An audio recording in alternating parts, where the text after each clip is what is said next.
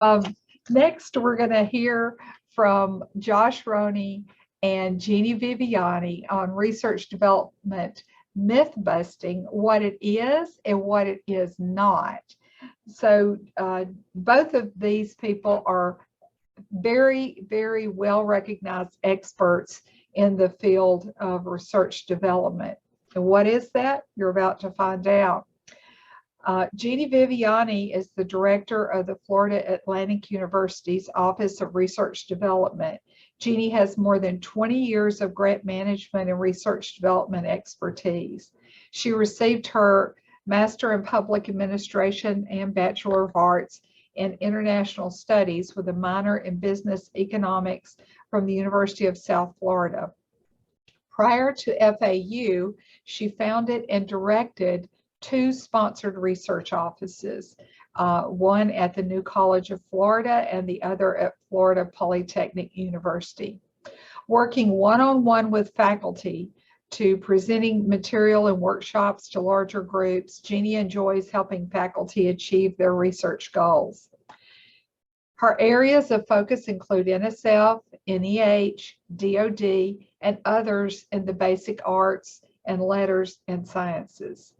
Additionally, she spearheads the larger university-wide strategic initiatives through proposal project management and works with senior level staff on future institutional development ideas.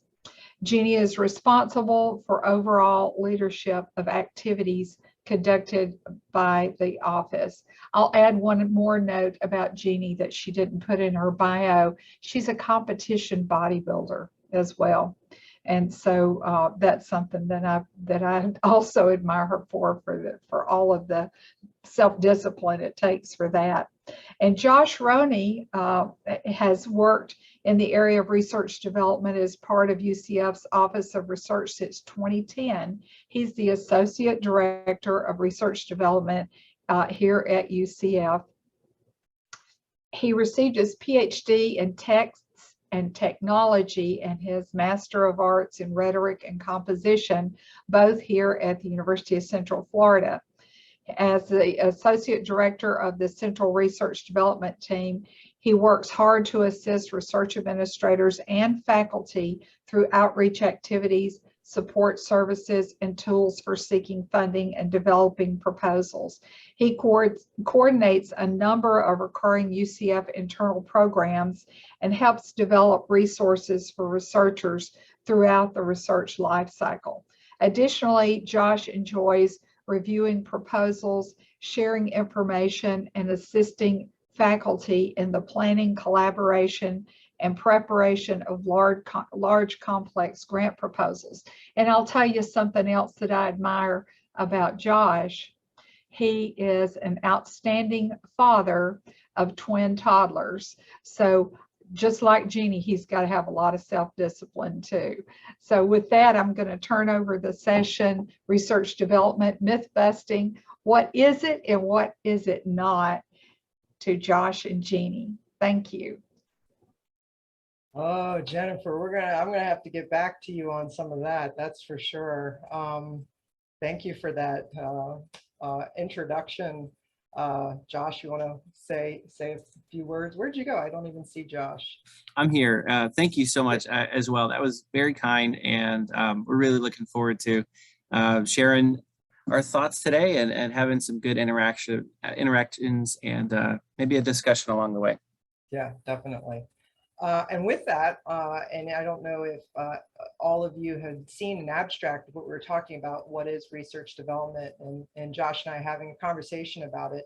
Oftentimes, Josh and I, just in our day-to-day lives, get asked the question, hey, so what is it that you actually do, right? And so, you know, trying to explain research development or trying to explain it to a body of our peers that come from research administration, we kind of often say, well, we do that, but we don't do this. And sometimes we do this, and sometimes we do that. So we really, really wanted to kind of get to the bottom of what is it that research development is at this point. With that, so what is it anyway, right? what I'd like to do, and I'm going to put it in the chat because I like to have people do things in the very beginning, just so you have something to do. So in the chat, I'm going to put in a link for everybody to go to. And it's a Mentimeter exercise. And essentially, if you also, by the way, if you're of a certain age, which means if you're younger than 30 years old, you probably will just use your phone and use the QRC code, because that's probably easier for you all to use. But essentially, what I'd like you to do in this exercise is give me what are 3 things that you think research development is. You'll have 3 little boxes. I'm going to go ahead and show you what it looks like on the screen here. It'll look like this. And what we really want you to do is just, what do you think research development is? It can be a word or it could be a phrase. You could put anything in. An example might be, some people think of it as grant writing, if you will. So go ahead and just spend the next 1 or 2 minutes putting things in there, whatever you think research development is. And we're going to get, after we get a couple of responses, then we'll go back to this to see some of the, see the word cloud from it. But I'm going to hand this off to Josh, because I think Josh is going to give us really some insight about this as well, just from the high level view. So go back to this. Thanks, Jeannie. So as you're putting in, continue to do that, and we're going to look at the results in just a minute. I think a nice analogy for what we all do is in research administration, research development in this world, we are sort of like in the movie business. So, oh, I see an access denied. I just want to address that before I continue. All right, some people are getting in, some people are not. Okay, continue to try if you can. Okay, thank you. So we'll continue on. So what I mean by that is it's very glamorous what we do. I think it's great what we do, but what I mean specifically is movies, what most people see is the final product. They see it in the theater, or they buy the DVD or Blu-ray, and they see the finished product. But the amount of work that goes into making a movie, whether it's a big blockbuster or a little small independent movie, is not clear at the end product, all of the parts that go into it. And so if you think about any movie, there's going to be a director, there's going to be somebody writing, there's going to be actors, there's a script, there's people who set the lights, who set where the camera is going to point along the way. There's volunteers, there's people who give food to the actors so they can, you know, stay awake while they're doing that. There's people later who add music to support and strengthen the impact of it. There's people who might do special effects. There's all kinds of things, and we see, you know, 10 minutes of credits at the end that say thanks to everybody who does that, you know, who helped along the way. But I think we are sort of in that scenario where there's the PI has the vision and he's writing, and there's teams contributing to it. But there's also people like us who are along the way helping them with our particular roles. And the movie doesn't get done if all of this doesn't get done. I think it sort of stalls and breaks down, because even if the actor is really dedicated or the director is really dedicated, if it isn't done on time and released in theaters, nobody's going to see it. And so I think this is a good analogy for globally what we all are a part of. It's very similar to making movies. And even so, and even taking that a step further, sometimes movies bomb and sometimes they don't. The point is, you still got to make the movie, right? Definitely. Okay. Definitely. So what I'm going to do is I'm going to jump back real quick to see here. Wow. Here we go. This is so cool. So yeah, collaboration, finding funding. Ooh, I like relationships. That's pretty good. But look at how different research development is. That's a lot of words. That is a lot of words, my friends. And there's some interesting things here, which both Josh and I are like looking at it going, yeah, like we're gonna use this. This is great. Like grants, everything from grant to capacity building. This is amazing. This is great. And if you think of something else, you can go back and put more if you want to do that. That's not a problem. We can always go back to this at the end too to see if there's anything in there, but great to see that collaboration is right there in the middle. So with that, one of the things that I want to kind of point out, why did we call this myth busting, right? So there's the myth of research development, and good to know that the word cloud kind of demonstrates that I think we have a more knowledgeable audience than what we thought. But then there are facts, right? So we kind of wanted to split this up into 2 different ways. We wanted to kind of focus on, there's a lot of assumptions about research development, a lot of truths. But before we go into what is a myth and what is a fact, always know, as we know in research administration, it depends, right? So it depends on a person's background or the office's background. It depends on evolutionarily, where did the office evolve from, or the function of research development. Context means a lot too. So when we tell you that this is a myth and this is a fact, understand that it could be different at a university versus a small liberal arts college. So keep these things in mind. So I don't want anybody to come at Josh and I in the chat saying, hey, that's not true. Yeah, well, we understand that. We're just trying to give you kind of like the idea that what most people think of research development and what the facts really are. Plus, we're also going to look at the evolution or where we see research development is going in the future. So with that, the first myth is research development is a function of research administration. Yeah, I know it's a myth, actually, because that's actually not a function of what we know as research administration, right? Pre-award, wink, wink, nudge, nudge, you know, getting the stuff into the system. But the fact is that there are certainly, even though we share some responsibilities and some research development offices actually do things that are pre-award in nature, there are definitely significant aspects that are discretely different from what research administration is. Josh, you can go into what that is.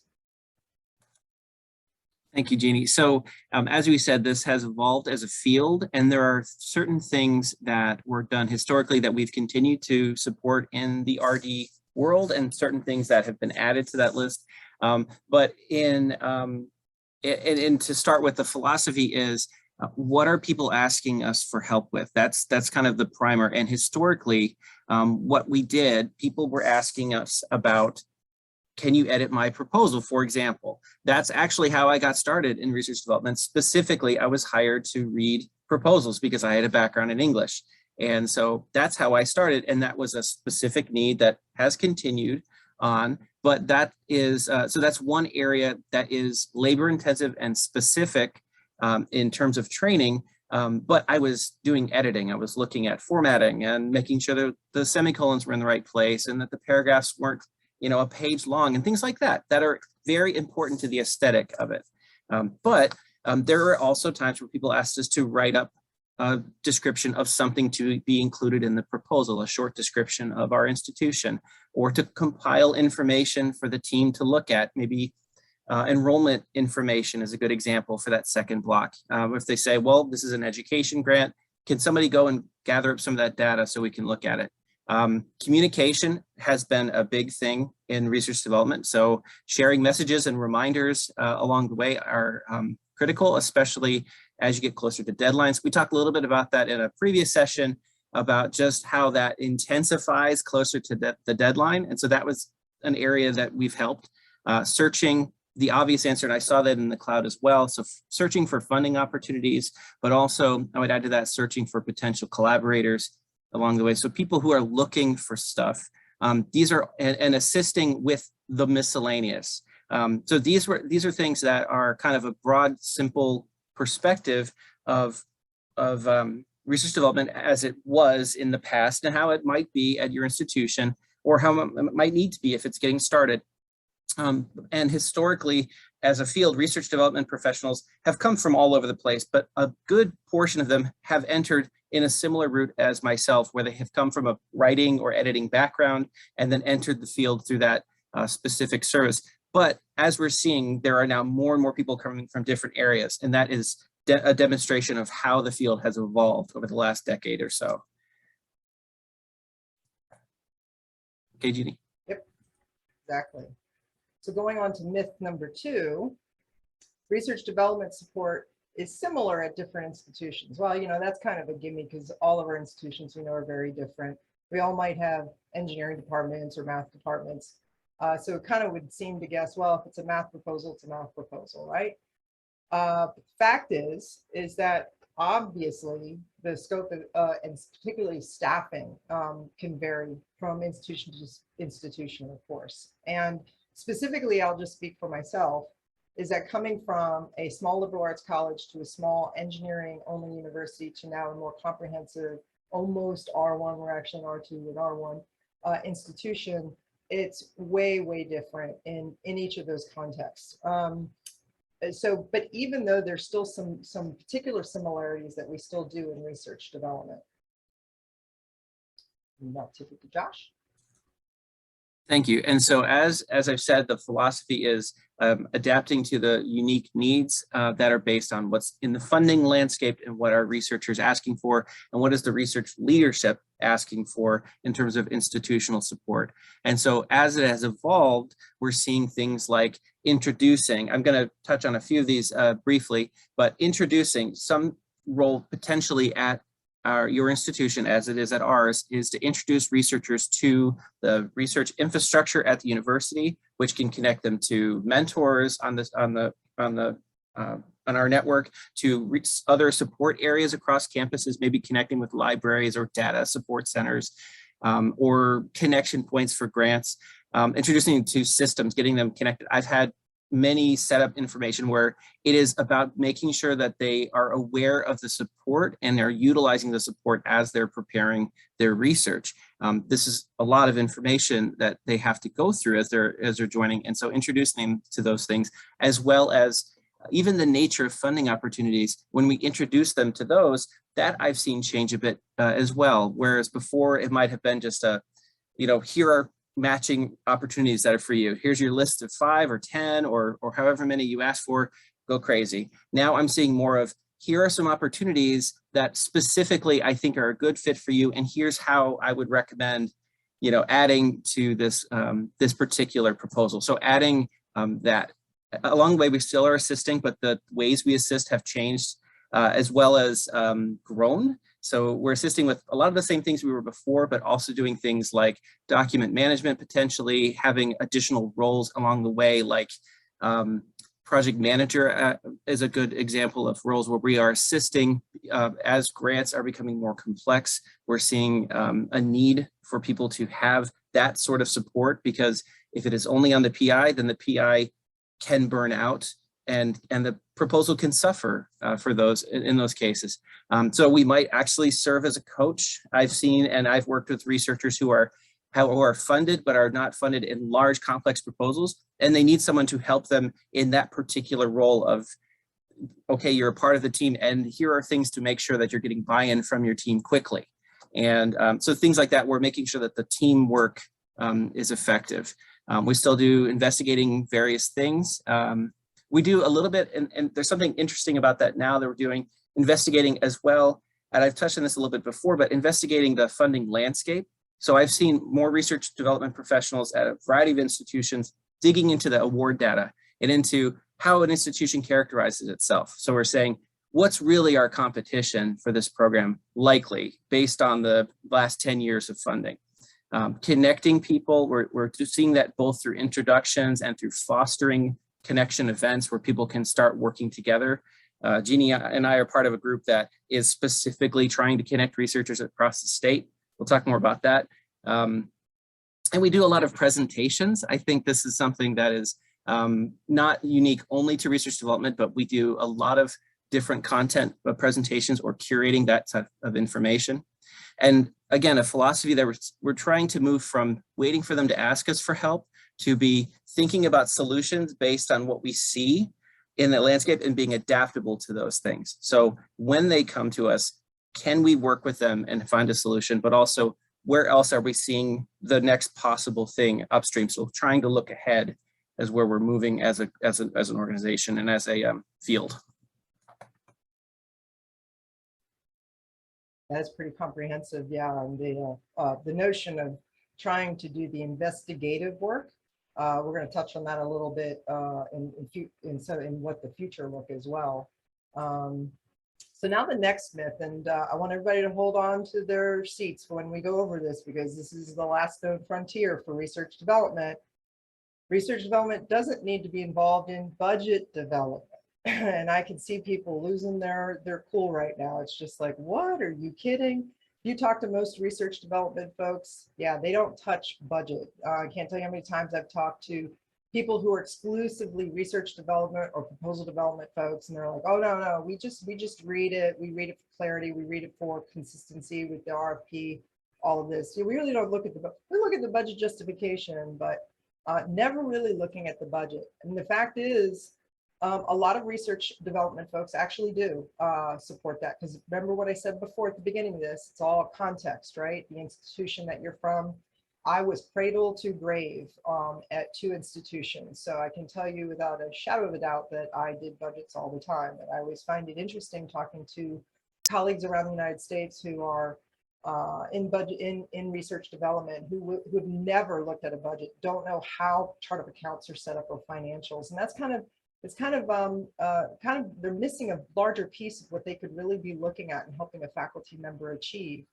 So yeah, I think that what you're going to start seeing is research development is going to have to start looking at that bottom line. I don't think you really have a choice. I think when you look at some research development agency organizations and institutions, lots of times they actually have a threshold. They will not work with a faculty team unless the threshold is over 2-3 million or some other kind of high arbitrary amount of money. Well, obviously you're paying attention to the money. So so I'm going to follow up on that too. So this is essentially what we don't do when we talk about the money piece. That's one aspect. And of course, I always had to put the "it depends" clause in there because that's research administration writ large. But what we are probably not going to do, maybe, as we're looking forward to research development as it's evolving, are we going to be doing budgets? So I'm going to drop below that because I think the writing piece is always going to be there, but maybe it's going to be manipulated into not necessarily writing grant proposals specifically, but maybe being in charge of writing certain pieces of the proposal. For instance, we call them boilerplate, and that's really a bad way of looking at it because I think there's a nuance to just taking a structured piece of language and just popping it into a proposal. You have to kind of take it for the context that it is and actually writing it to the proposal that it is. So will we be doing that? Not doing it? Potentially. Will actually research development move into pre-award perhaps and doing submissions ourselves? There are institutions that are adopting that model as well with minor success, but I think it's hard to say that once you submit something, there is a compliance piece, right? We're all aware of the compliance piece that once that thing goes out the door, it's got to be airtight. So I think incorporating research development into pre-award a little bit more structured wise, that way we're not having them write things that are going to be out of compliance and thus wasting a lot of everyone's time. Right now, limited submissions. I think most offices tend to do this, research development offices, but some of them are done by pre-award. Some of them are even done at different academic levels in either like provost level or in other maybe departments and not necessarily at a centralized level. So will we be doing this or what we don't do? It's really good. It depends on your organization. Internal programs, boy, that one is a hard one because that's not, I think in some places they want to consolidate the internal programs so that everybody gets a fair share. So there's some equity and there's some fairness in going for internal pots of money. But as we all know, colleges tend to create their own little fiefdoms and they want to keep the money for themselves. But perhaps a moving target might be that research development might take on these particular activities. I threw post-award activities out there too, because honestly, as research development professionals, and we work with faculty quite a bit, we build up a strong rapport with our faculty. Just like there are certain post-award folks that build up a strong rapport with their faculty because they're spending the money and helping them keep and manage things. But from the very beginning point, we're, as Josh pointed out in the other slide, we're like their coach, and we're the first person a lot of times that they interact with at an institution to help them with their research program. So it wouldn't be unusual for somebody to maybe go to research development and say, hey, I have this grant, and I'm just wondering if I did this, could that maybe help a new proposal that I'm doing? Well, yeah, if it's in the guidelines, you may want to consider some of that for a new thing. So that's where I'm kind of driving the post-award activity type of a thing. So it's not like saying that, no, we're not charging widgets to a grant or anything from a research accounting point of view. But there is going to be some movement for that. With that, next slide. Jeannie, actually, can we go back to that slide? I'd just like to add a couple of practical points there too. I think that was really great. And just to add to this as well. I think Jeannie gave a good example about writing in particular documents and budgeting. I think areas where we see research development being the maybe is coaching the newer researchers on principles of budgeting, but also in larger proposals when they're having to allocate money for dissemination and data costs that will be part of the project that aren't necessarily front of mind for researchers. For limited submissions, this is an opportunity for thinking the principle of making things more competitive. Is the institution trying to, because we have only limited numbers of shots for that competition, are they adding additional teaming insights or review or additional support to make sure that those limited numbers are the most competitive as possible? This is why they're looping in with that. I know a lot of our internal programs are developed specifically to help researchers advance their external portfolio of scholarship and research. And so being informed and connected with that makes a lot of sense. And even in post-award, which seems a little like further down the line for us, where does that go next? Where does their research go next?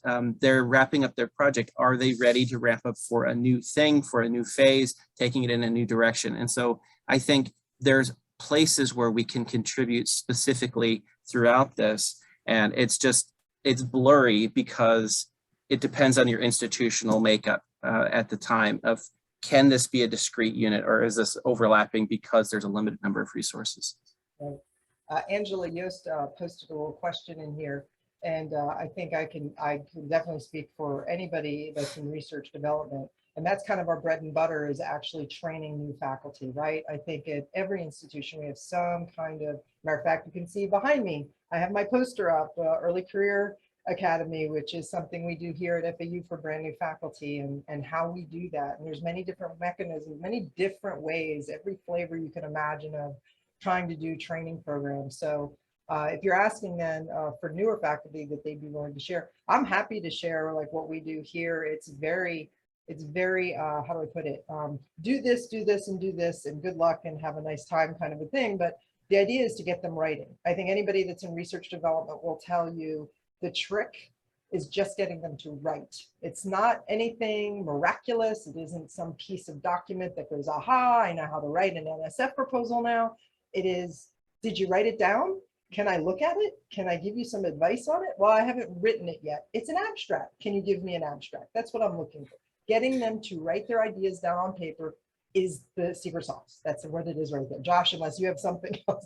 No, that's there. You're exactly right. And I think that is very challenging, particularly for new researchers, because they're highly trained in doing publications and scientific writing. They are not systematically trained in formal writing with a rhetoric bend toward being competitive and having a narrative that is exciting to an agency that feels like it's aligning with their views.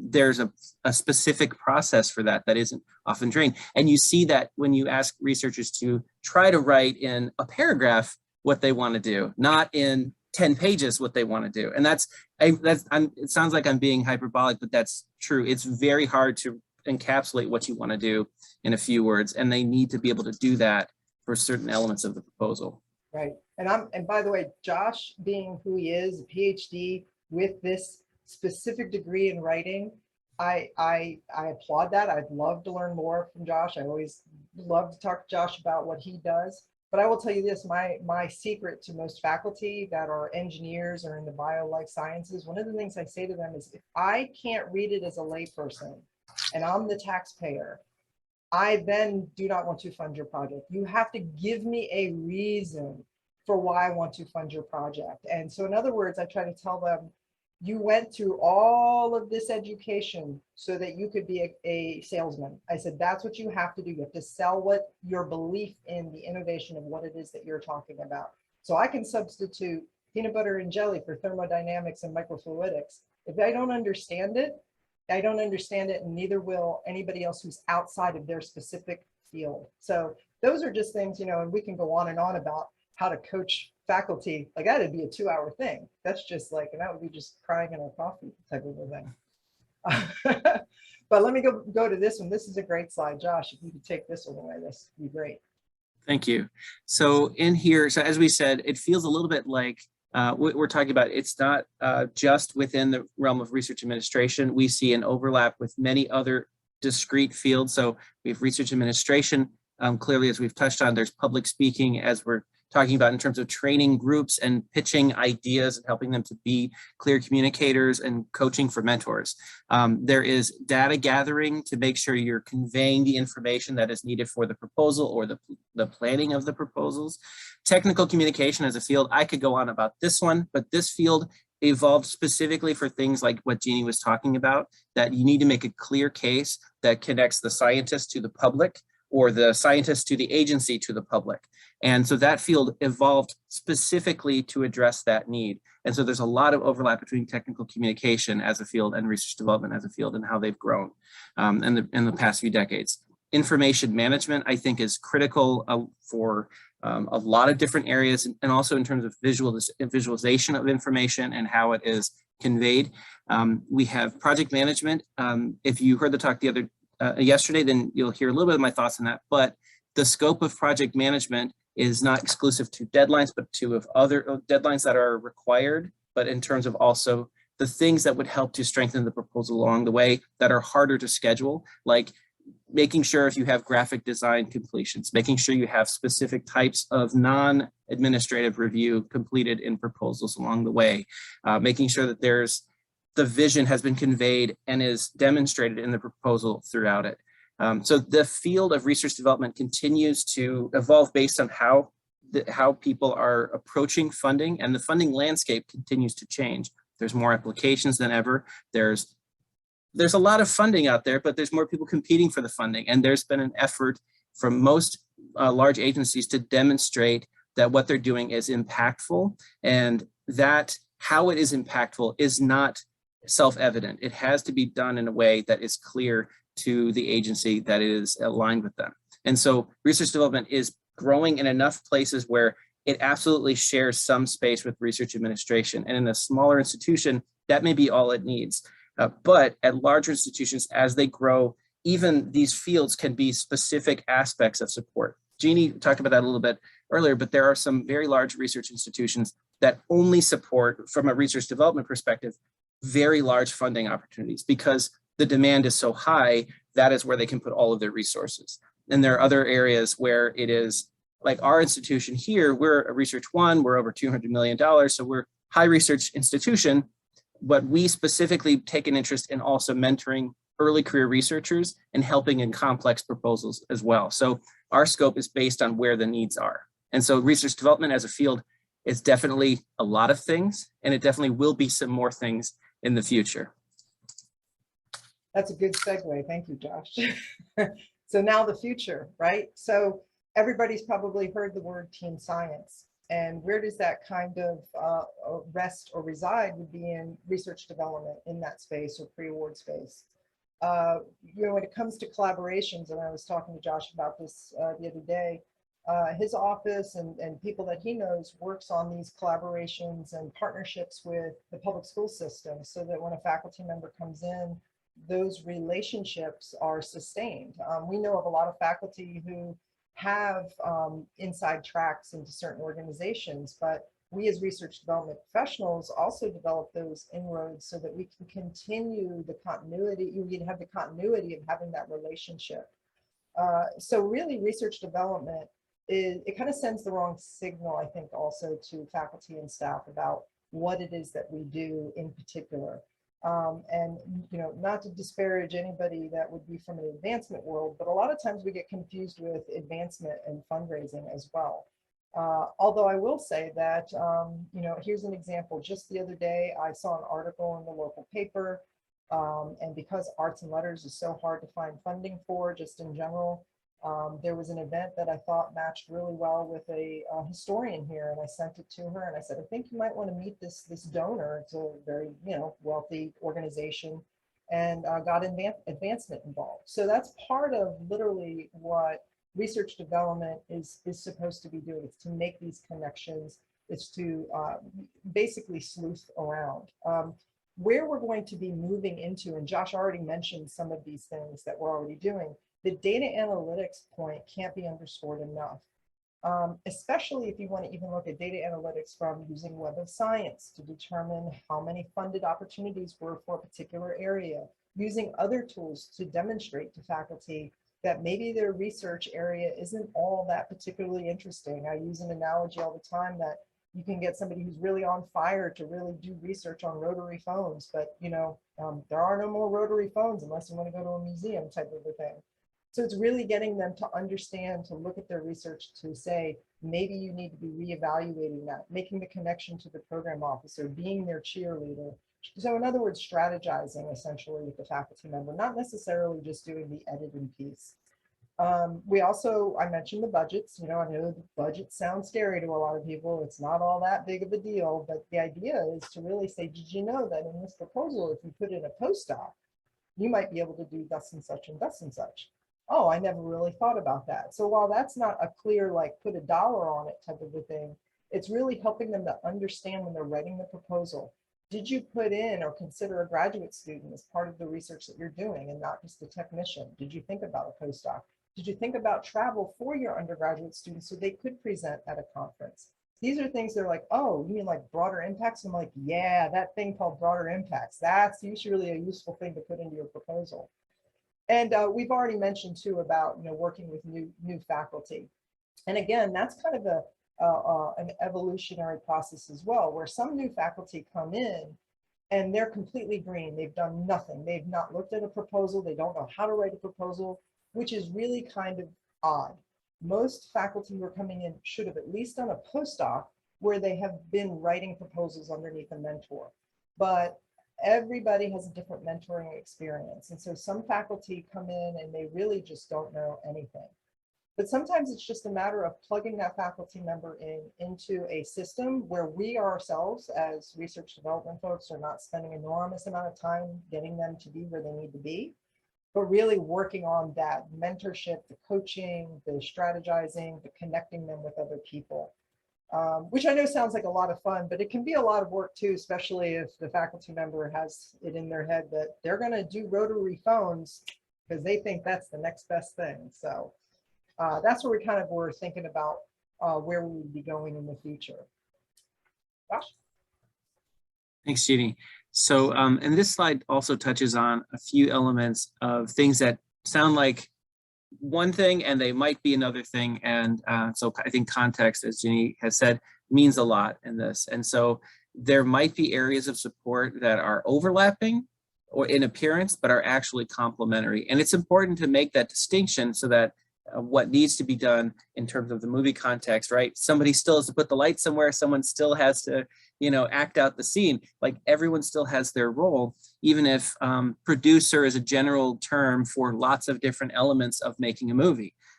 So these are some areas where you might see overlapping support or complementary support. And I would encourage in your areas to make that distinction so that it is complementary in your institutions and not overlapping. So project management, as I said, there's a talk in that. I invite you to look at the slides about that. But in there, we talked about how our team in research development, which is our exclusive role here at UCF, we work with research administrations teams, and we will talk about who is in the project manager role of the proposal, making sure everything is done that is needing to be done on time, and making sure that scope creep and time creep don't happen. That's a role that might be on the research administrator if they have the bandwidth. It might be something that the PI wants to do if they have the bandwidth and would like to take away from their ability to write their technicals. But sometimes this is something where a development person is a great support area where they're just keeping their eye on the clock. Who has what? Is it on time or not in terms of the development of the proposal? Templates are another one. I think we all make templates. I've made a lot of templates as well. And these are things where what I would look at in terms of templates is not what is required only, but how to approach different sections of a proposal. Recommendations pulled from how an agency talks about themselves, their priorities in their area. Is there guidance for a particular section, but just insights into how to write particular sections of proposals. That's been pretty helpful, especially when there's unique sections like leadership plan, which is sometimes in proposals, but is not something that is maybe as obvious as like a project description. So we have templates as well for that discussions with the PI about the plan, the budget, or the team. I've been in a lot of discussions where a PI has heard about an opportunity or is looking for an opportunity, and they're looking to convey their research in a way that is competitive or marketable or able to identify with funding opportunities. We've talked about budget talks as well, where we would be in those meetings to hear if something comes up along the way, to be able to interject at the time when it matters. Because what you don't want is, when it's 90% completed, the proposal development is 90% completed, and then they say, I forgot to add this budget thing, and that's going to affect everybody's, current pending, the budget, and a lot of different downstream things. And so we want to contribute there if we can at an early enough stage that it makes its way into the project, or discussions with the team. Sometimes it is a support area where research development will sit into the production team meetings. So where a PI and their team are talking about the development of the proposal, where they want someone to sit in to have an eye on the guidelines, have an eye on the history of the program, where they can help them when they're making decisions as a team in the development. We've touched on supplemental documents already. I think facilities is an obvious one. Data management plan is another one.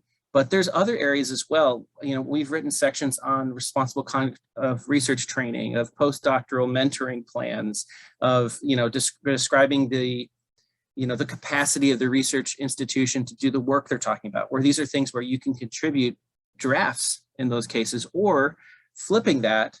We've also done kind of obvious error checking to assist research administrators to give them time back in their review. So making sure it's this year's version of the biographical sketch, making sure it is formatted correctly and already dealt with the PI or with the co-PIs ahead of it getting to you, so that you can have a faster check where you will still check for those things, but it's like, okay, it's good, it's good, it's good, it's good, rather than, oh shoot, this one, the margins are actually off, and so we have to have another round of looking at this. Document collection, we can assist in those areas, sometimes establishing a place for collection, or in another way, having kind of document management conventions. I know we've talked about this before. It's a common joke in our world, right? We have, this is final version 2 with today's date and 4 o'clock, right? With your initials at the end. And that's terrifying in a way. So we can sometimes provide document collection and management assistance, and very specific reviews, including rubrics for reviews.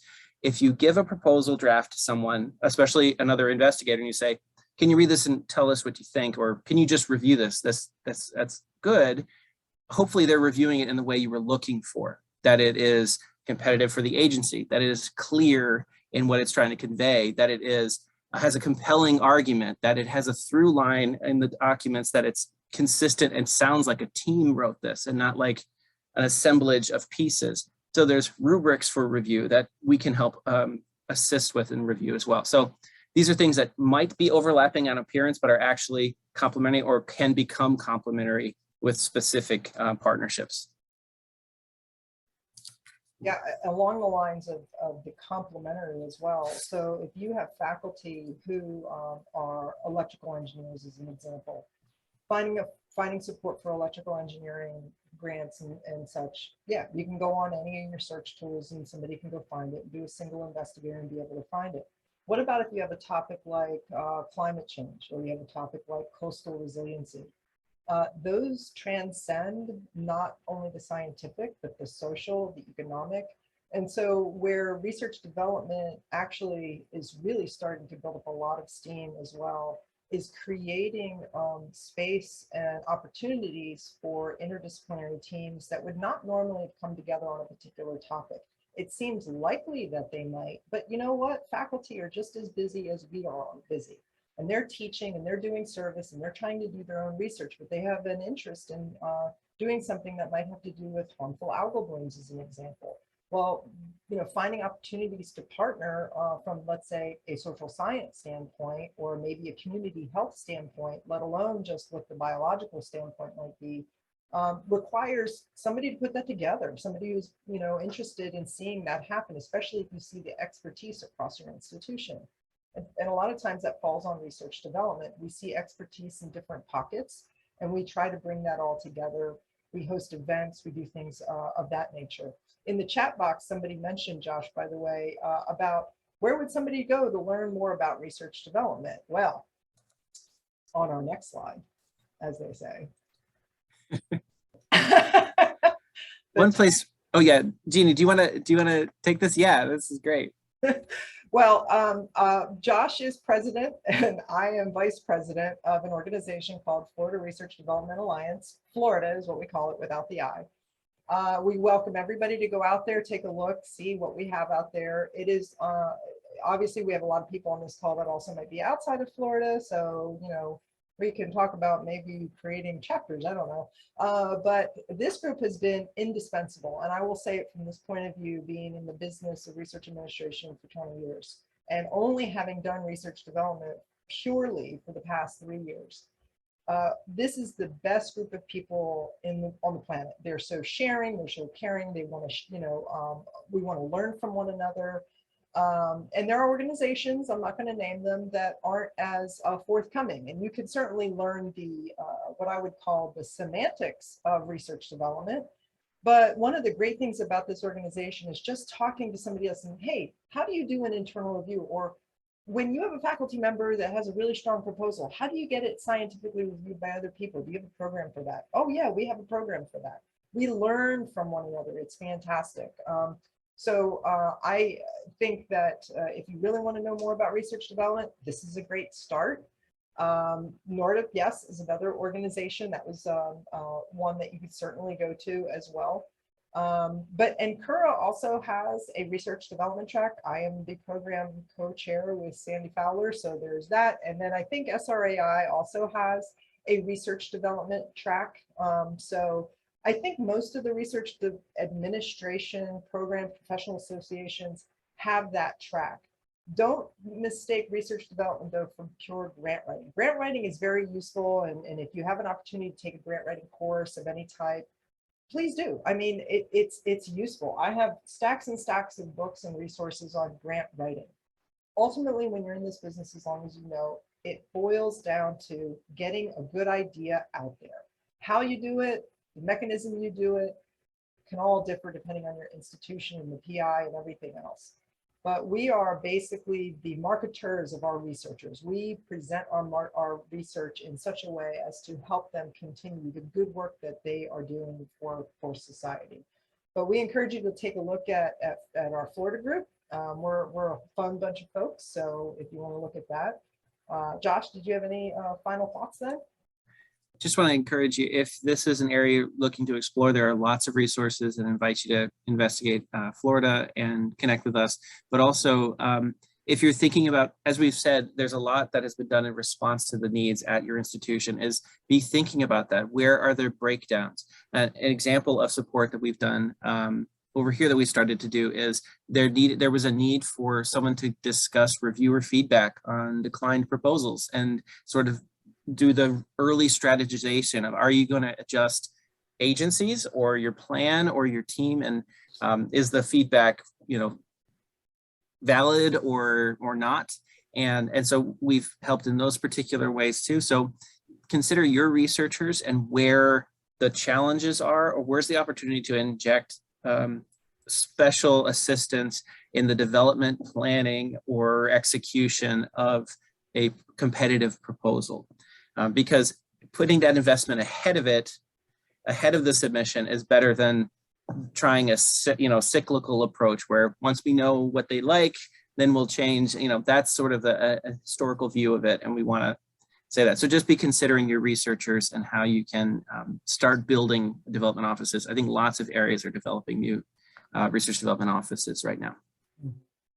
Hopefully everybody can see the screen right now with what do you think research development is? So, you know, everything we touched on, Josh, I think is in here, plus probably the kitchen sink and maybe the den. So that's probably in here as well.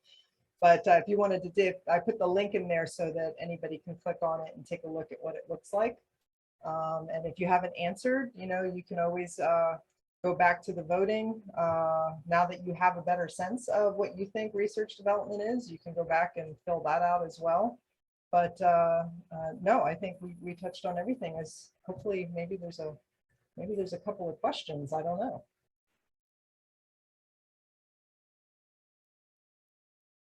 Did we get done early? I didn't even look at the time. See, I talk too fast. Josh and I get excited. We're just like, You did great. You did great. We've got 8 minutes left, and some folks were asking if you would share some of the resources you have and that you're using now. Well, I have somebody on this call who is the research development coordinator in here, and I encourage anybody who's looking to hire people who are just coming out of college, because I'll tell you why.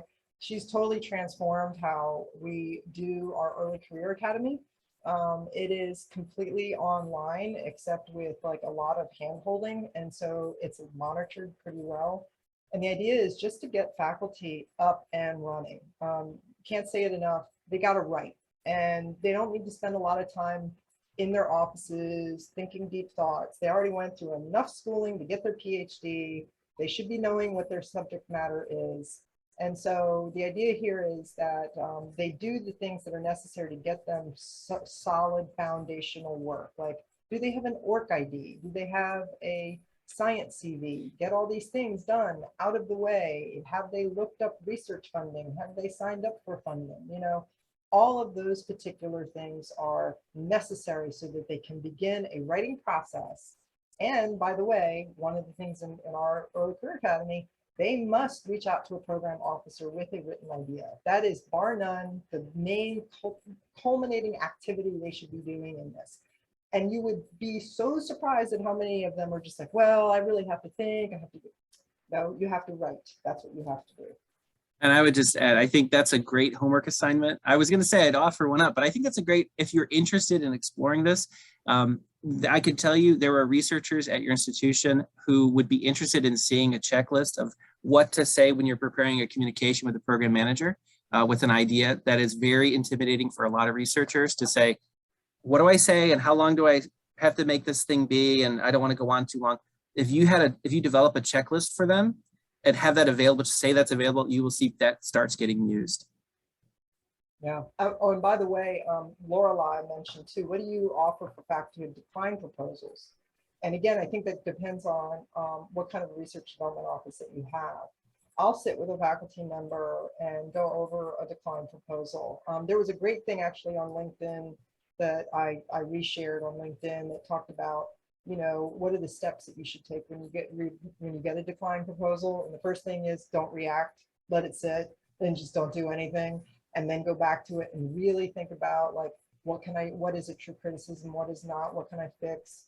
And take to heart that it's not an indication that you're a bad person. It's not that you're a bad person. It is about, you know, you have to write 10 proposals to get one successful one. I mean, you could do better if you learn some of the tips and tricks and everything else that have to do with writing better proposals from the outset.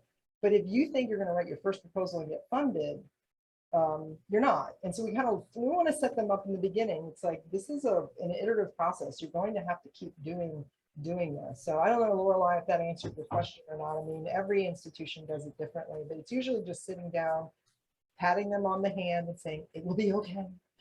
Let's go over your proposal. It'll be fine. Josh, what do you do when somebody's declined?